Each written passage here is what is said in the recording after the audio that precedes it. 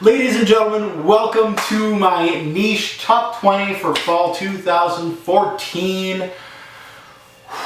We got a list here this year, ladies and gentlemen. My wallet's ready. Is yours ready?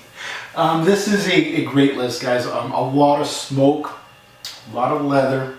We got my gourmandish side kind of came out again this fall, so you're going to get some gourmands in here.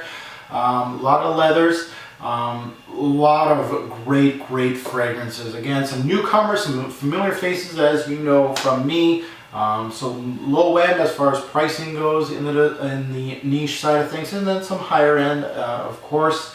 But let's get into it. At number 20, this is from the house of CBI Perfume, and this is some great stuff. This is a water-based fragrance, but oh my, is this good. Burning Leaves. Again, it almost looks milky. And the smoke from this. Burning Leaves. What it says on the sticker is what you're going to smell, guys. If you're used to, when you were kind of like a kid, your parents went in the backyard. For me, maple leaves were always getting burnt in the spring or fall. This reminds me of fall, basically, when we used to rake all the leaves, put in a pile, and burn them. This is fall in a bottle, quite simply. Leaves that are burning. It brings you the leaves, the wetness, the smoke. It just reminds me of fall, and that's why it's number 20 on the list, just because it just reminds me of it, and I love wearing this fragrance at number 20. At number 19, we're going to go Epic, guys. This is Amouage's, I would say, Forgotten Gem. Why? Because it's an older release for them. I know a lot of people started jumping on the Amouage bandwagon, in the late 2000s when they started releasing the interludes, the Memoir Man and all that stuff. And this guy kind of doesn't get as much love. Epic is epic. It's aptly named, guys. Epic is epic. Oh, man. Again, all the new Amouages are getting hype on YouTube, and again, I haven't reviewed this, I haven't, gave it enough love, but this one can easily be number one on anyone's list, including mine. Epic is very close to being number one on my list every year. I love wearing this fragrance. Man, it has that familiar Amouage DNA, and if you know Amouage, this is one of those. It's complex. It has the quality that you're looking for. Great longevity and projection. It runs deep with the darker Amouages, including Memoir and Jubilation. If you like Memoir Man, Jubilation, and all those interlude, Epic is on top of the list. It really is an absolute stunner at number 19. At number 18, I'm going to go with Andy Tower. Everybody knows, of course, Lads des Arts Marocains. It has been on my list every single year. It's one of my favorite fragrances from Andy Tower. His best fragrance, to be honest. But this one, again, doesn't get as much love on YouTube. This is Lone Star Memories, guys. Lone Star Memories, one of my most worn fragrances, actually. His second best fragrance, personally, for me, I think it is. I think Mr. Tower really explained this fragrance really well on his website.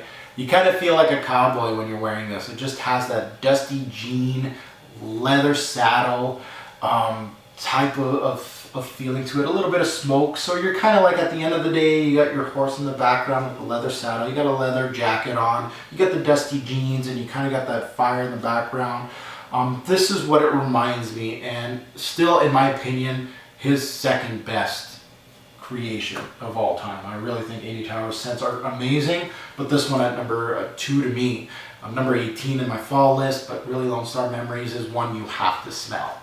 At number 17, this is from the House of Soud, and this is the Parfum Nectar version of Asmar.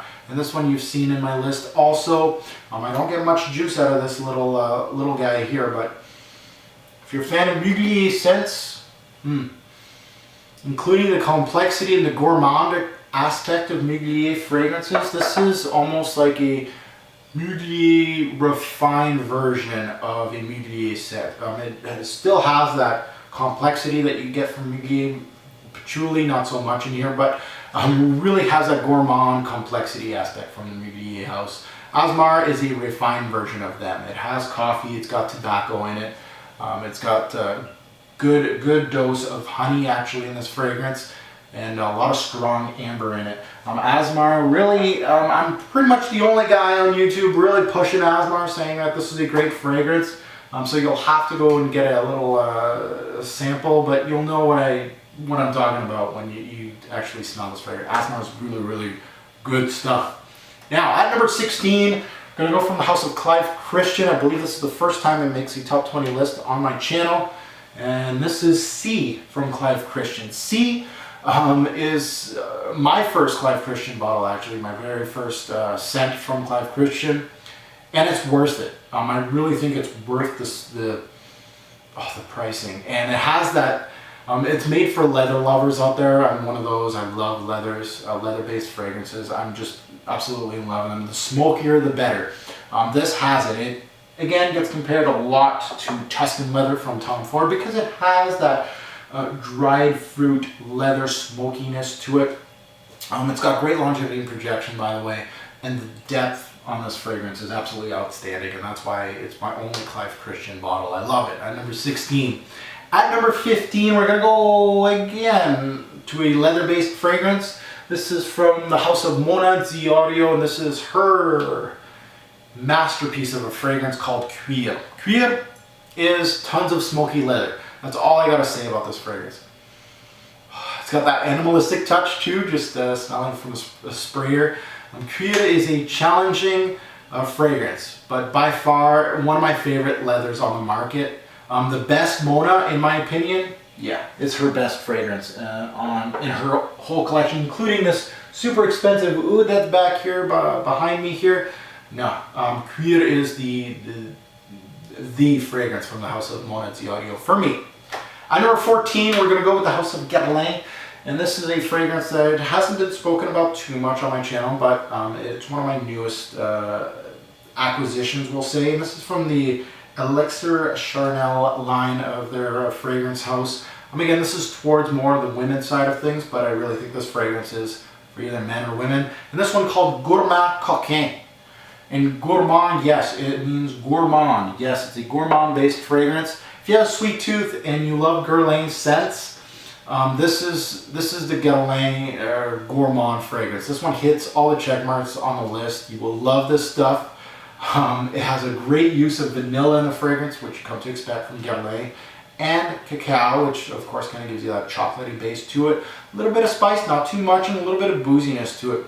Really has that Guerlain smoothness to it. It really does really well with the sweet notes here, and it makes Guerlain makes sweet scents almost elegant, like pillowy, and this one, same thing. Not too much, not too crazy, but very high end. Gourmand Coquin, really nice at number 14. 13 is one of my favorites from Histoire de Parfum, my first bottle from their brand. I bought this one when I went to New York to see the boys. Abram, guys. Abram, again, can be a top 10 fragrance on anyone's list. One of the best amber-based fragrances on the market today. Amazing complexity in this fragrance. I love the castoreum in this fragrance. The animalistic backbone to this fragrance is awesome. It makes it very daring, very unique, and the best Histoire de Parfum in, I think personally, on the market at number 13. Now let's take a look at number 12 from the house of Amouage. One of my favorites from the brand is Memoir Man. Now Memoir Man, and in 2010, Amouage really did release a gem here. I think this is one of their best dark scents. Really one of their best. A good amount of woods, definitely lots of woods. You can smell it right off the sprayer. Memoir Man, lots of incense, good spice, good balance, longevity and projection, really outstanding. I can't wait to review Memoir Man, but one of my favorites for fall 2014. At number 12, at number 11 from the house of Slumber House. Slumber House is going to do really well in this list. This one of my newest releases, or one of my newest purchases, is Jake. And this one, the dark green juice. Oh man, it's bold, it's unique, it's tobacco based. Think cigar smoke, really just smoky. It has that great tobacco note. It's very rich. The blending's outstanding. The longevity and projection's up there.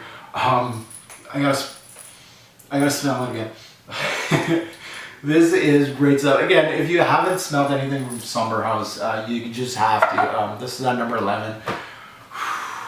Great stuff. At number 10, my Sweet Tooth is coming out. Number 10, one of my favorites. If you're thinking vanilla, this is the one that I'm gonna give you. If you email me and you ask me which is my favorite vanilla of all time, it is Spiritueuse Double Vanille from Colognes. The best in the vanilla game, bar none. This fragrance is the one that made me fall in love with Colognes and really made me realize the quality of their fragrances. Spiritueuse Double Vanille is the vanilla-based fragrance for me. Really is outstanding. At number 10, I've been wearing it quite a bit actually this fall. At number 9 is from the house of Rouge Dove, and this is his Amber Oud based fragrance. Amber Oud, oud, amber, some spices, there's some florals in this fragrance. And again, this is actually my first time wearing this. I purchased it in 2014, but this is when I first finally got a lot of wearing out of it. The oud is tame, but actually well done in this fragrance. The rose in this fragrance actually has like a jammy appeal to it that I feel is the higher quality rose in fragrances. This one is really has that. At number 9, a good juice at number 9. At number 8, from the house of By Kilian, Back to Black is usually my go-to. This one is apple brandy, guys, and it does exactly what it says on the bottle, and that's perfect for me. A great apple note, really great apple note, surrounded by some spices, a really good boozy tinge to this fragrance. Some compare this to a boozy apple cider smell. I completely agree with that. It really has that, it's bang on. If you like that type of smell, apple brandy is right up your alley at number 8. At number 7, let's go back to some smoke. I got lots of smoke for you guys here. At number 7, this is from the house of Profume Roma, and this is Arso. One of their best creations, guys. Arso, smokiness is the theme of this year's list, and Arso's right smack dab into this. One of the best in that category as far as smoke goes. Longevity, projection, bang on, high up there, through the roof. There's some wood, some smoke in here. It really is a comforting smell for me. It does have that complexity of a really smoky, woody fragrance that really just throws it out there. It makes me kind of think of pine trees getting set ablaze, basically, at number 7. At number 6, we're going to go back to some more smoke. This is probably smokier than Arso. Olivier Urbano's Black Tourmaline. This is one of my hidden gems, guys. Smoke, more smoke, and a little bit more smoke.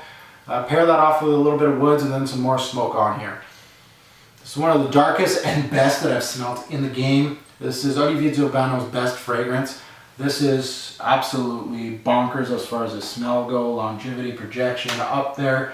I can't say enough about Black Tourmaline. I can't wait to review that one. This is like a hidden gem for me, but at number 6, not too hidden. At number 5, we're going to go into Xerjoff Country here. At number 5, we got Xerjoff the leather-based fragrance of the Xerjoff house. And I gotta smell it. There's a little bit of smoke here with the leather, which is what I want. It has a refined leather taste to it. It really has a Xerjoff quality. They kind of softened it up a little bit. It really reminds me of like leather seats in a Lamborghini or Ferrari. It just reminds me of that. It really has that high-end appeal to it. One of the best for Xerjoff that does not include a huge citrus note. Really one of their finest fragrances at number 5. At number 4, Xerjoff again from the 1717 line, we got Richwood. This, and I was talking about the softness of Xerjoff, but still kind of appealing and daring at the same time with the note of leather. Richwood is very smooth sandalwood. Very smooth. Sandalwood, lots of rose in this fragrance, a good amount of patchouli, of course. Great to wear in the fall, and the classiest of the Xerjoff brand. This is one of those that I wear a white button-down shirt with. Classic white, really a beautiful scent. At number 4, now let's dirty things a little bit more here. At number 3, from the house of Nasomato, is one of my favorites. My favorite from the Nasomato brand, Black Afgano. It's daring, it's complex, it's smoky. tons of woods. Longevity and projection is nuts in Black Afghano. Again, I got to review it. This one is absolutely bonkers at number 3. At number 2, kind of the same type of vibe here from this one. This is actually from the House of Slumber House. Check out this brand if you haven't already. This is Norn. Longevity and projection, nuts. Beast mode. Lots of woods here. Good pine. Good amount of smoke. Picture the color of dark green. This is what this is. Very resinous. I know there's a lot of scents that kind of project the really dark forest. This is the dark forest fragrance. This is the one that I would say really does project that idea. There's a lot of fragrances that do project that, but this one really does. Really outstanding juice from the House of Slumber House. Number 2 on my list. Number 1, we got a newbie at number 1. They made the list last year, but not so high, of course. It's going to come out of left field for a lot of you that know me. It just came out of left field for me in the fall. I just kept going to it, kept going to it, kept going to it. And this is my number 1 on this year's list. This is Creed's Windsor, and all this wearing is mostly from this fall. At number 1. Now, Windsor is not really a daring scent per se. It's got pine, so it's got a little bit of woods, and there's a lot of these fragrances that have pine in it. But it has a lot of rose too, and eucalyptus. It has that original fresh uplifting start that you get from a lot of Creed fragrances. They're known for that. It has that lime and eucalyptus to give you that uplifting feel. But the blend of this fragrance with the rose, the pine, and all these uplifting lime and eucalyptus really got me. The blend of this fragrance really got me. It really is a green floral scent. 100% signature scent worthy. Which most Creeds are, and for the price that you're paying for Windsor, you better get a signature scent worthy scent, and this one is for me perfect for all seasons, but this fall has been my most worn fragrance. So guys, let me know what you guys think of the list. Is it legit? Let me know what I'm missing, of course, and let me know what your favorite niche fragrances for fall in the cool weather. Let me know all that good stuff. Thank you for watching. Have a good one, YouTube. See you on the next one.